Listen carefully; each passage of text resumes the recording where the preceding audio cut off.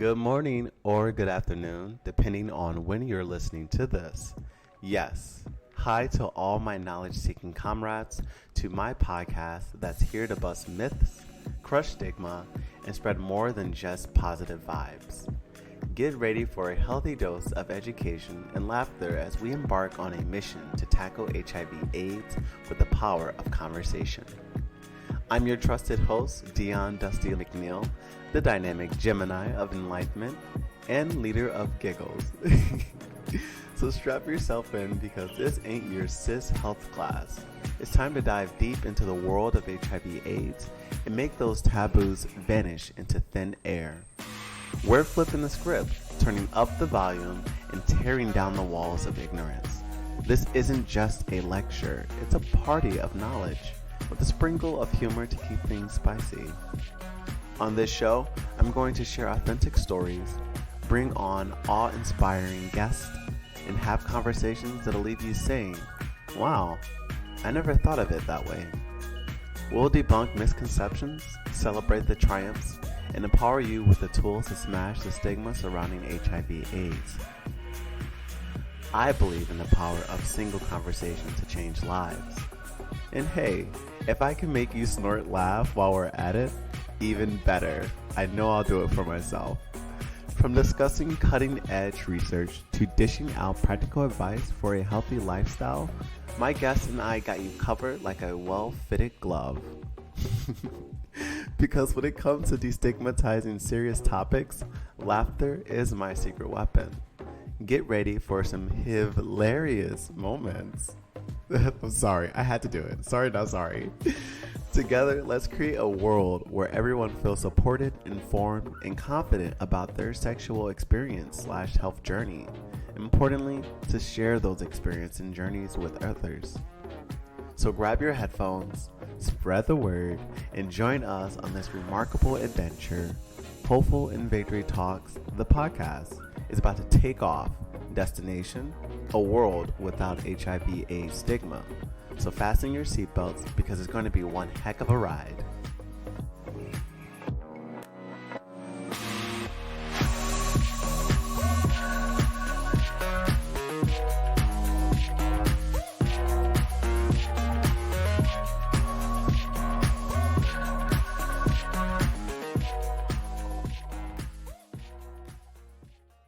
While you're out there, looking for Mr. Right or Mr. Right Now, as you get to know each other.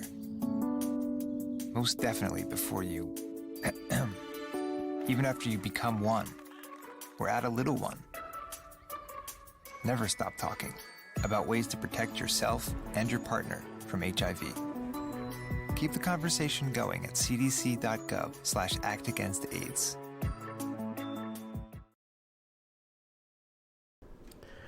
So like the intro said, everyone, this podcast is particularly about HIV and destigmatizing HIV.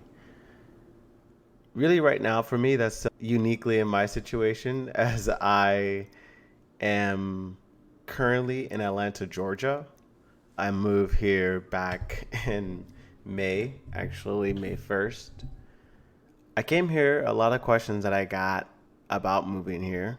If you all didn't know, I used to live in Chicago, the north side of Chicago.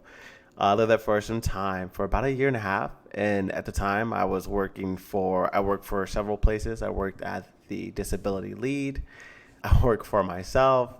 And then I worked for the YMCA Metropolitan of Chicago. And all of those roles were really, really fascinating and so much fun. And I made some really great connections. But those are separate to what I'm trying to get to. I came here for work as well, right? And I think at this big age of mine, I'm starting to realize that I got to make sure that I go for everything that I want and that makes me happy. I think doing a lot of the work that I've done in advocacy for HIV, advocacy for myself, advocacy in social justice, I'm at this big age where I really want to take a step back and reevaluate where I'm placing myself and where I'm placing my skills and talents. And I know that sounds like a really big question, but hear me out.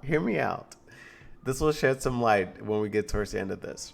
I say that now because over the weekend, I went back home and it was such a great time. I got to see my mom, talking with her and taking her out. Her birthday is the 4th of July. So we had a really fun time at the Rosemont Park District, Entertainment District. It was so much fun.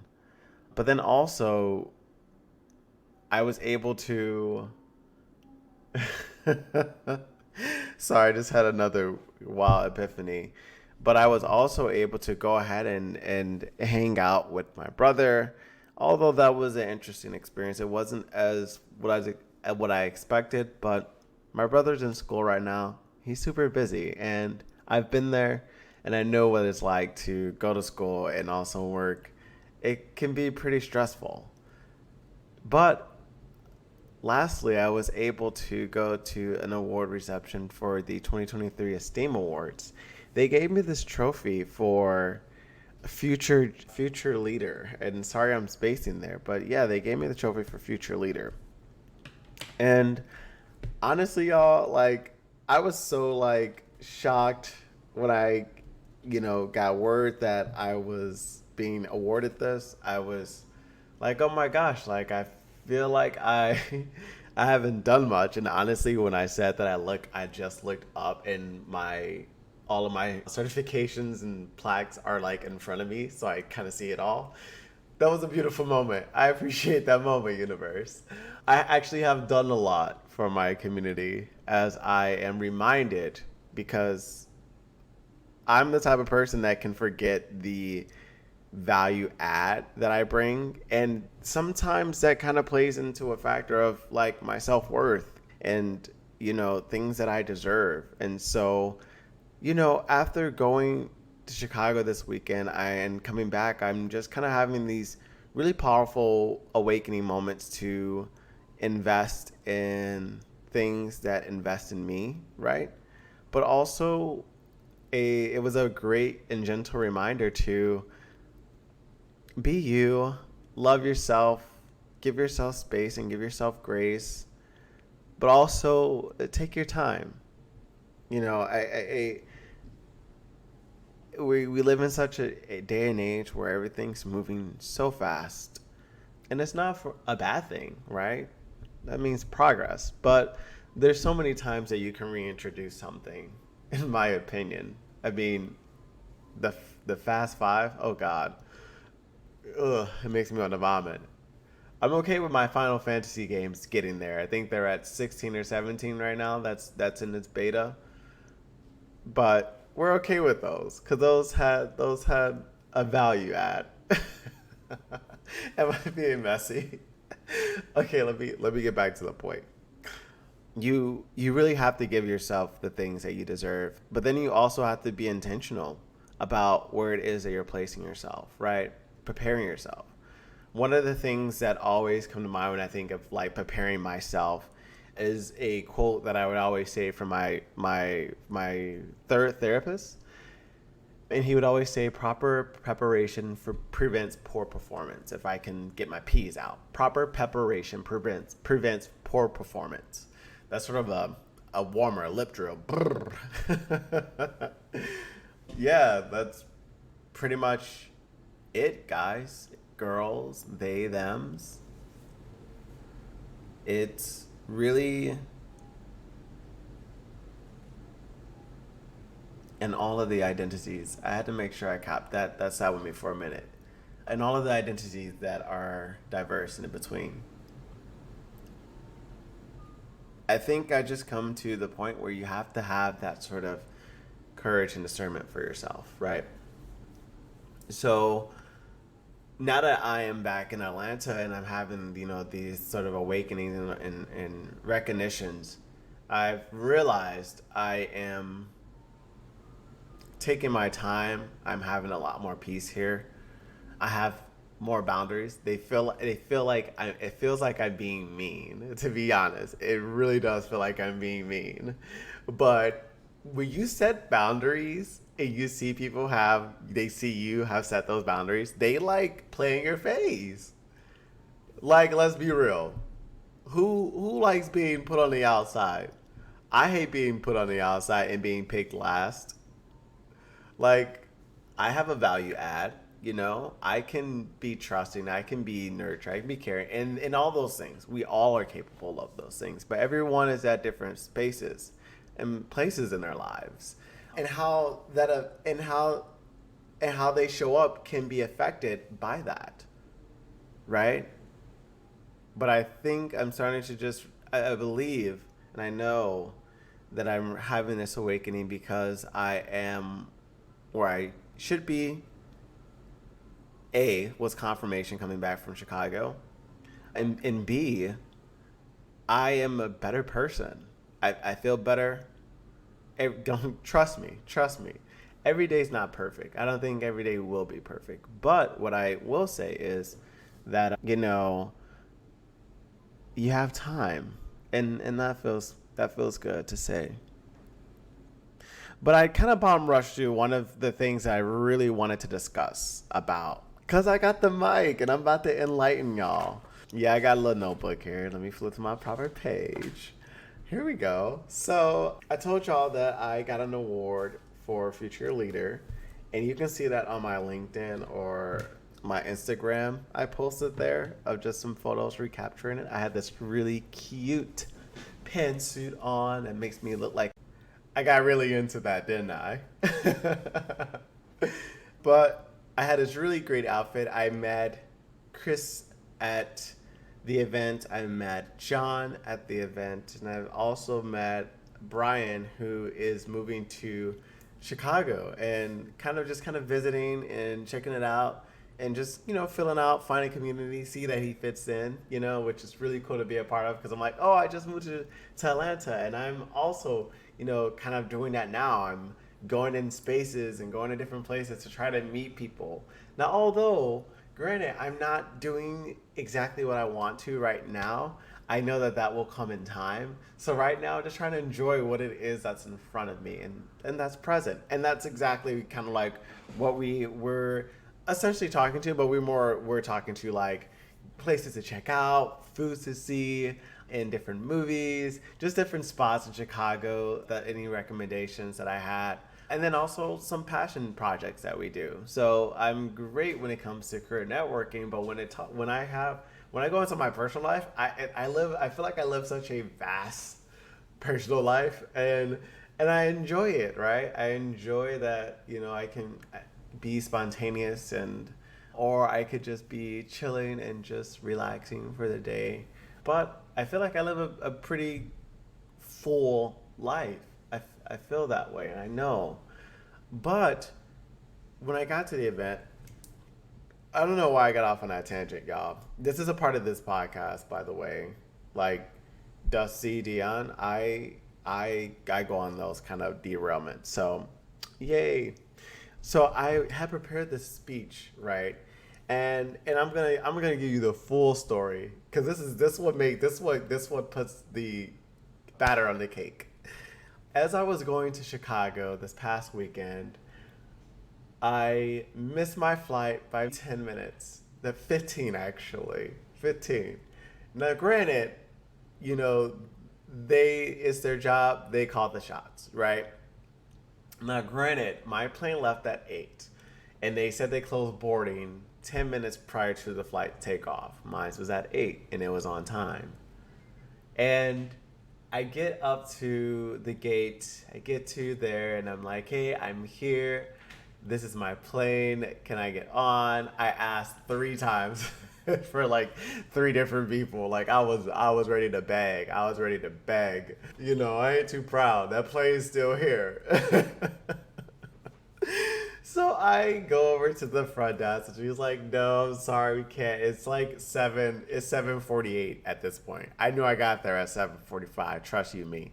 But it's 7:48 at this point. And I'm just like, oh my gosh. I'm like, damn, when's the next flight, I guess? And they're like, we'll have to put you in standby. Now, I didn't know what that meant. I asked her, I'm like, what does that mean? She's like, well, we basically have a list of folks that are waiting for the next flight to go out to that destination. So depending on how many seats we have available on the next flight that's coming in, that's going to Chicago, we'll let you know what's available. Whoo-wee. I was like, okay, that's cool. I'll be out of here by next flight. And it's about to be in an hour. Okay, you know what? I'm here. I haven't even had breakfast at this point. I already took my medication and everything because I take it in the morning. But I didn't have breakfast. And I'm like, you know what? Yeah, let me go ahead and grab me a little bite to eat from Starbucks. Let me treat myself. And so I go to Starbucks, give me a little white flat, grande, extra shot espresso, and either roasted vanilla or, vanilla. But I get there, I get my order. It was busy or whatever. Time flies. I get to walking over to the next gate. And I get at that next gate and I meet this other guy who's there. And he's like, oh, you're the person. Basically, he's like, oh, you're the guy from earlier. You missed that 8 o'clock flight too. So there was also 2 other people who missed their flight. And that started to trickle in. And he was telling me about them. And I'm like, oh, man. I'm like, okay, well, we got another flight coming in. We're good to go. He's like, yeah, bet. Man, they got on that intercom. She was like, hi, everyone. Thank you for joining Southwest Airlines. Her message was basically getting to that we have a full flight, right? So make sure everybody's here on time so we can get out on time. The plane is here on time. If you're not here, gate closes 10 minutes prior to this flight taking off. And if you're not here, you're got to wait for the next flight. You know how to see the front desk is what she was saying. And so I'm like, oh, shit. We look at each other and we started laughing. And what was so crazy as we were laughing, we noticed a screen that has like the list of standbys. So like not only are we being tortured like in real time, we also have this screen that's like reminding us where we're at in the list. And this list is just me, him, and 2 other people. 2 other people are on that. 4 people are on that list, y'all. 4. And we get to this second flight. In the second flight, it was so funny. So we're waiting there. And out of nowhere, there was a family of 3. And we're there. I'm standing there. I'm like, what the dab? So, Guru. It was basically like, yeah, y'all not getting on. And what made it worse is that family of 3 got on. And he's like, I guess they've been waiting here longer, overnight or something, and they're going. And I'm like, what? Okay, you know what? That's great. You know what? I'm glad they got it because I wouldn't want that to be me. And I'm glad they're going to where they need to be. They done spent enough time here.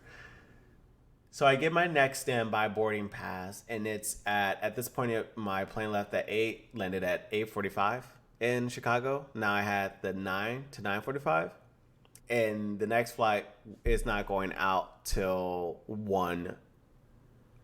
Was it 1:45 or 12:45? One of the two. It was an hour difference. It was actually 1:25. So basically, I pretty much worked on my work computer, did some stuff there, and I was just like, you know what? Okay, let me go grab some food. So I went and grabbed a slice of pizza, ran into that guy again, and we kind of chatted and laughed, and then kind of walked away. I walked away and sat and just kind of did some more homework. But then I get to that flight. We get to the boarding process. It's 1:25. I'm like, okay, I'm gonna be getting home. I had called my brother and told him that I'm, on standby, and he's like, okay, well, just let me know. The apartment's unlocked and you can walk right in. I'm going and checking with the service desk again, and she's like, we have a full flight again, honey. I am so sorry. And I'm like, when's the next flight? She said 5:45. Y'all, 5:45. I was like, she said, or we can do one at 7. She's like, that has a guaranteed spot open. And then there's the last flight, which would be at 9. And she's like, you can go for the one that's at 7. You'll be guaranteed a spot. And then I'm like, can I just get the 5:45? I'm going to go for it. I'm going to risk it because I'm human. And basically, I wait, 4 more hours. So I'm like, oh man, I really got time. So I'm like, so I pretty much got my stuff and gathered in the corner at the new gate and just kind of sat there for a moment. Thought to myself, what do I want to do? And I pulled out my journal and I said, I want to journal. And I basically started to journal, and then I got the idea to maybe write what I would like to say at this event. And it kind of became a reflecting point for me because I wasn't really given time. I wasn't told that I was give time to speak. So I decided to make this sort of journaling entry a speech outline and also lesson outline too. And really my speech came down to the thing being that you have to be uniquely and unapologetically you. But for me, that's being black and queer and many other things. And the first part of the topic of the speech of that theme would be recognizing what I thought being a leader meant, right? And I have a lot of ideas, everyone. I mean, I think a leader should be transformative. A leader should be changing. They should be trying to make things better and not maintain the status quo, right? A leader is in charge. They call all the shots. They have the control. They have the wherewithal and the decision making to make strategic calls. And they always aim to winning, right? They're always aiming to be better, do better. And that's probably a little bit of my Virgo that's speaking, my Virgo moon that's speaking. And then also the leader makes sure that everyone is happy. They are content and they are satisfied. Because I think in that process, if you don't, or excuse me, not even in that process. Let me not even get there yet. I want to jump the gun on this one. But that's what I thought what a leader meant. All those things and just things that came to my head. Like I was writing just off the top of my head, And I thought to myself, and after I wrote this first draft, I started to perfect it. So this is the perfected version. There are like 3 other copies that I wrote because it just got so much that I'm just like, okay, no, let me like break this down and let's bring it to broader terms. And basically I think I saw myself through this lens, in my 20s, right? I was trying to be transformative. I was trying to create change. And although I was doing those things and I was successful at some of those things, I was not successful at a lot of those things, especially in certain areas of my life. I think that worked well in me career-wise, but personally, it is difficult because I think when you have the cards that you're dealt with and some of those cards are just not great cards, you have to deal your hand. And this was sort of the hand that I dealt myself in the world of being a leader. And, I think throughout that process in my 20s, there was a time where I genuinely just like found myself. I felt like I found myself. I had turned 25 and I'm like, oh my gosh, I know who I am. I'm not even kidding. Like I remember this moment because there was one time in Bloomington, my brother came down to visit and like, I wasn't even dating. I was just talking and hanging out with my ex. And so my friends that I knew in a band that I was in, because I played bass, because I do my little thing. I got the vocals. I have the vocals. We get to this barbecue because they invited me, and I'm like, hey, I have my friend and my brother. Can they join? They're like, yeah. We get in my car. I drive there. We're just having a good old time, teeing up or whatever. We get to the barbecue, and it's relatively not a lot of people there at first, and then a lot of people started to show up, and then like a lot of people left. It was really weird, but I guess it's summer, so everybody's trying to be on the move. But while we were there, when I'm 25, I done discovered myself. I just got out of I'm 3 months past my last relationship that I've been in, like even currently to now. This was like 2018. And basically, I'm like, I am doing everything for me, by me, and I'm just going to, like, I just love myself. I know who I am. And so I guess prior to that, I was lost, but I never processed the what I had lost. I was so quick to move on and just forget about the past.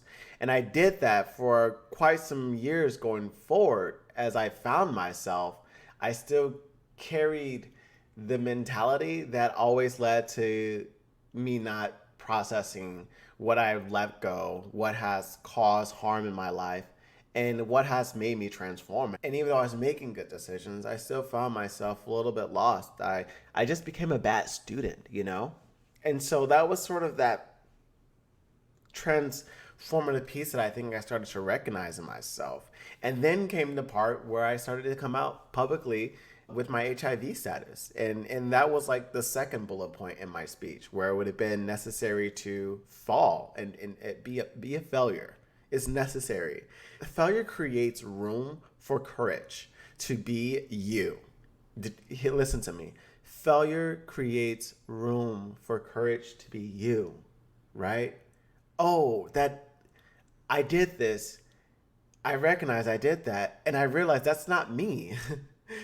I want to be me now, because I don't want, not only do I not want to make mistakes by trying to not be myself and be something else, but I want to be me authentically so that I attract those that are being authentic to themselves. So if you're not, if you're not being a failure and you're not creating room, you're not being courageous, you're not failing, then ultimately you're leading yourself to what I like to call the sunken place. This is a place where, just like in the film Get Out, you are just deep in your mind. You know, your heart is closed, your heart chakra is closed.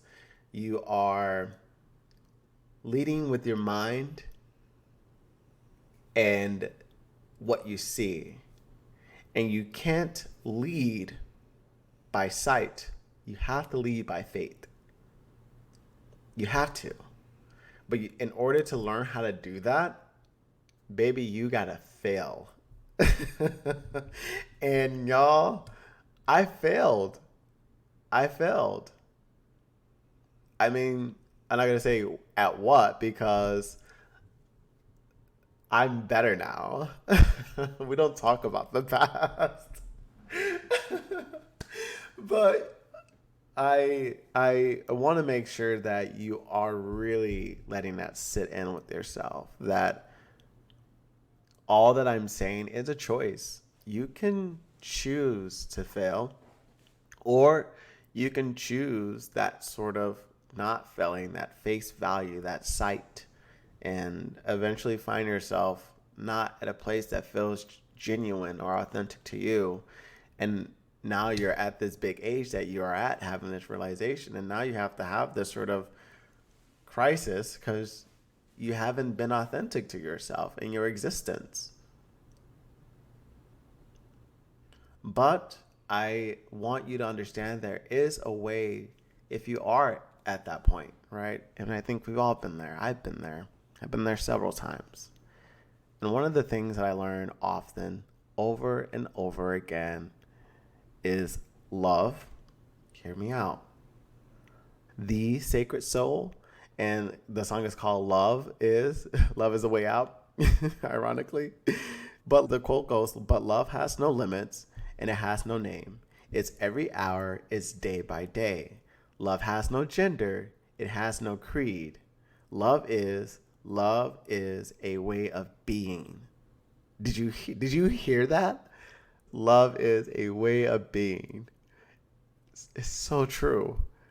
You have to be love.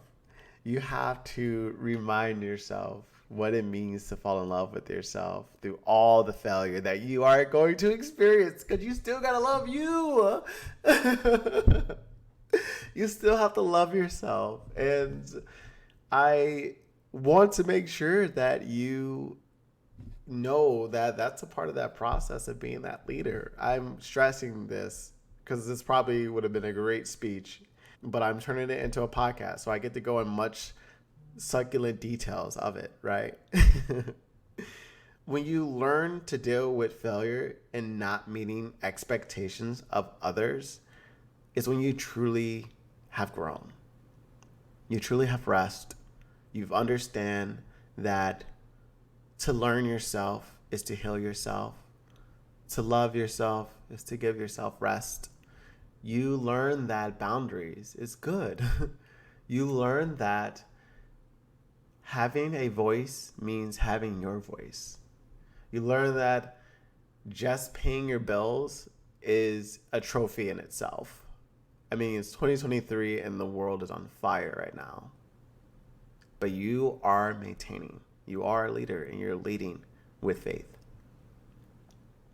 My third point in my speech would have been, well, my transition would have been, as you do and learn all those things about yourself, or what I learned about myself, is it led me to understanding that rest is resistance.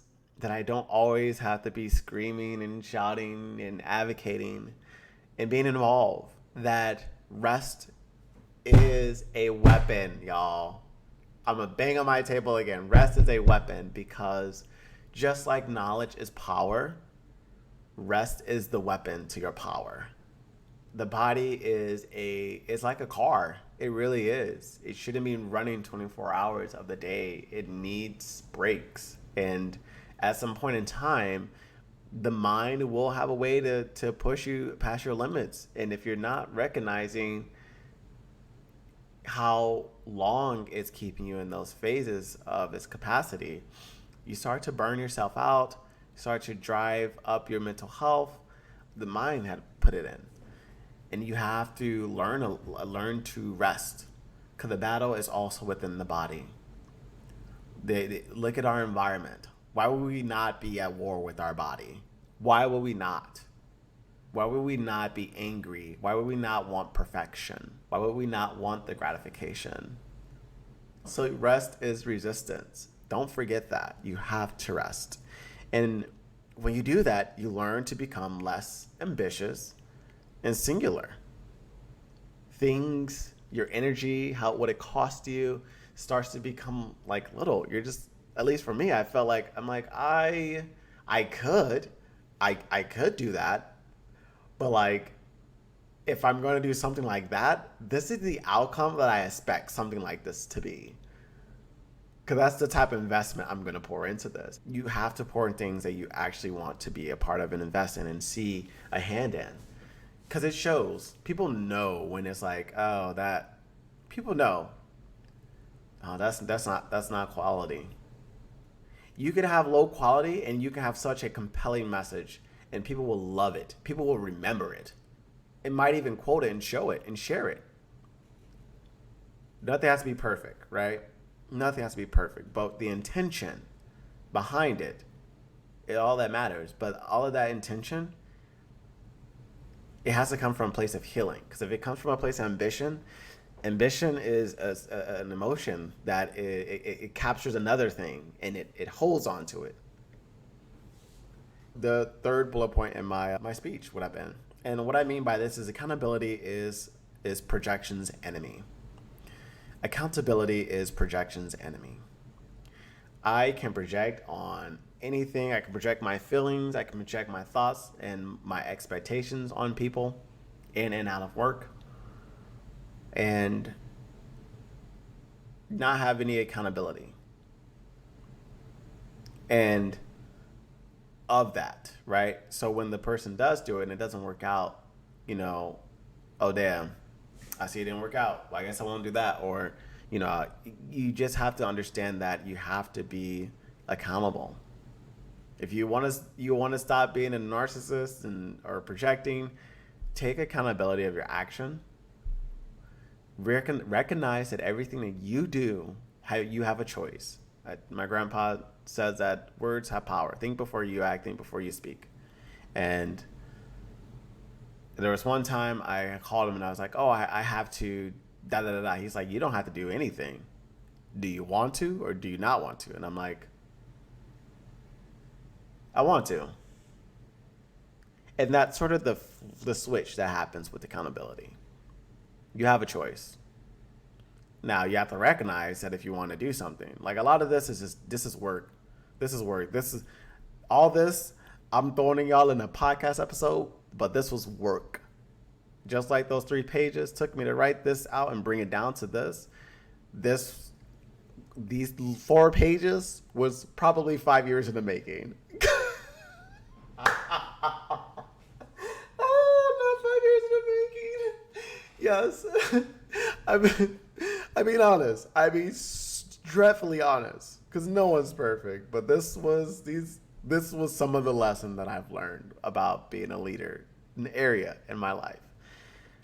But when you start to take accountability, baby, you start finding your voice because you start speaking up for yourself. You start saying, no, I didn't do that. Hey, I had this idea and you went with this. I suggested this to you. I told you that could have happened, but if you would have listened to me, I could have helped you. I'm always here to be a cry on your shoulders. You just have to lean on me. These are the notions that I started to begin seeing in myself. Like I started to set a standard and expectation of myself. And when I started to do that for myself, I started to do that for the people around me. And when they weren't doing it around me, I would check in with them and I would check them. I just did that with a friend, one of my friends who was having an issue with some other group of friends that he has. And I was just walking him through like, you have a choice in all of this. And I'm like, you need to stop being a cisgender person and trying to control the outcome and situation. And I was like, you need to incorporate some flexibility into your life to help you realize that you have to be flexible. You have to persevere. If you truly care about someone, a friend or a family, that you truly understand that you have to be selfless. And it's hard to turn that accountability off or accountability on and then choose to be selfless. It's a lot. But when you have a person that's there, people around you that's reciprocating that selflessness, they also have the right to choose selfishness. Like relationships aren't 50-50. Sometimes one one's getting, and I told him this, I'm like, sometimes, and I was preaching, y'all. I was preaching to him. He even said it at the end of the call, because it's supposed to be an hour. He's like, it wasn't supposed to be an hour. I was like heading to bed. I did my routine and everything, and we talked, and I'm like, and he sounded like something was on his chest. And I hate leaving my friends like that, because I love them.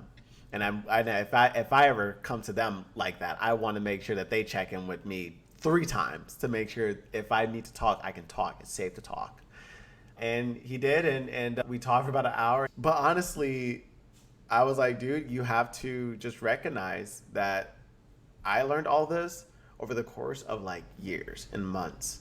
I had to do the work, take the time, take accountability, find your voice, set your standards, and have standards to your friends. I'm not saying that they have to be perfect, they have to live up to your expectations. That's what I'm not saying. I'm saying if I'm being a caring, respectable, consenting person, that I have that belief in myself, and that belief reflects in the relations that I have with other people. And if we're not reflecting that, it's not looking like that, you already know. If I don't talk to you and you're listening to this, thanks for listening, but it is what it is.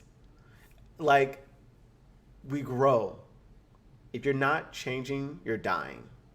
So when I started to change and grow, I started to help others change and grow too. And I started to realize I had this sort of unique superpower in helping other people grow and find themselves or find their voice or share their voice, release them from whatever shackle was holding them. Because I've been there. I've been in some pretty dark places. And I'm sure I'll be talking about those in more of these episodes. But this episode is really just focused on about the speech that I would have gave at the 2023 Esteem Awards. But I got to journal and make it a journal exercise for myself. And I got to really reflect on who I am and what I love to do. I learned that future me helped me grow others. I have this voice. I know my voice is powerful. I know that I'm meant to do something with my voice. And I know that there are things that are against me that don't want me to use my voice because it's very powerful. It's very dynamic. It's beautiful. It's warm. It's heartfelt. It feels. But also it's connected with the heart. This led me to my final point, this whole process, what I thought, what is to be a future leader. And that is the authentic form of a future leader. The form. Form is flexible, it's changing, it's translational, it's evolving.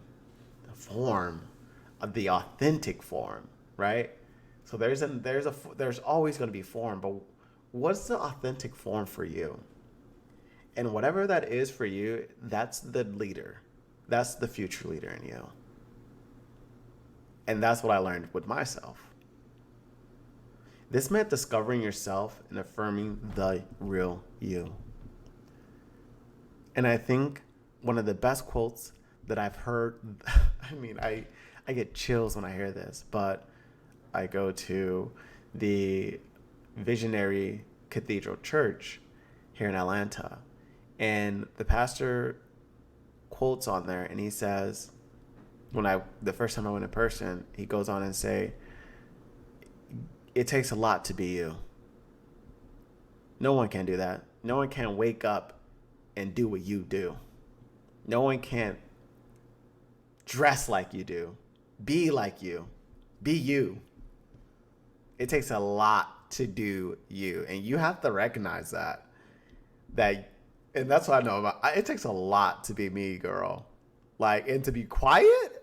I am in certain places, but girl, it takes a lot to be me. It takes a lot to be me, and it takes a lot to be you, and that's okay. That's awesome. Have faith that is a good thing. I love that because that's the true you. You ever find it difficult to be with somebody, but then you be like, "Damn, why you gotta be so difficult?" But you be like, I see you. I see you. I see where you're coming from. This is not something you're just being, that way because you just want to be that way. There was one time that I was at a event in Chicago. What was it? Ooh, girl.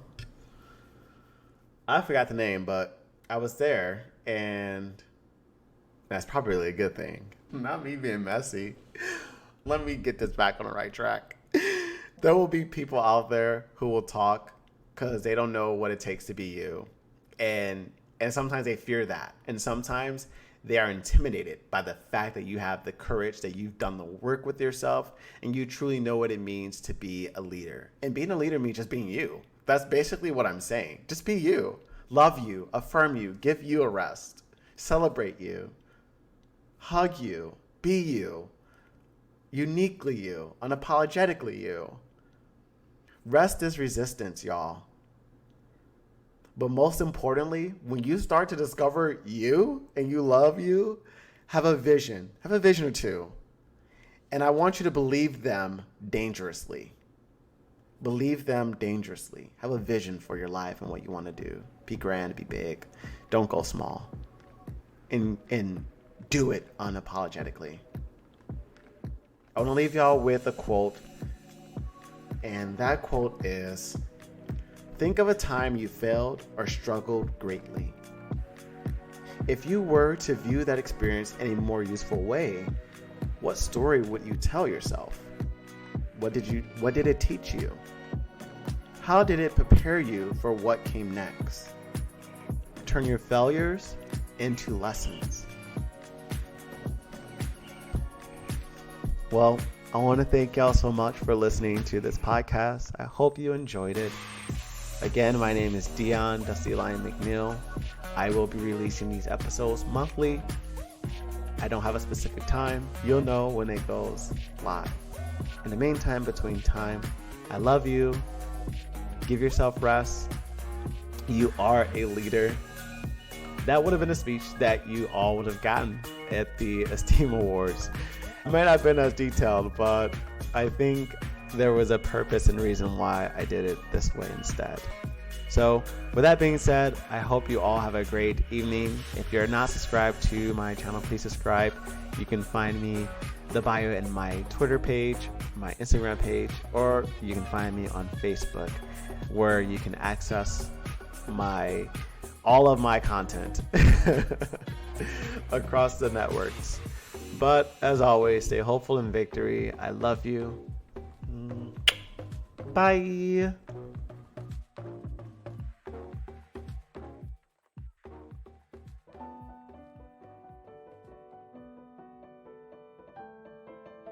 Hope is a spiritual mechanism that needs to be fed each day, even in a system that is flawed.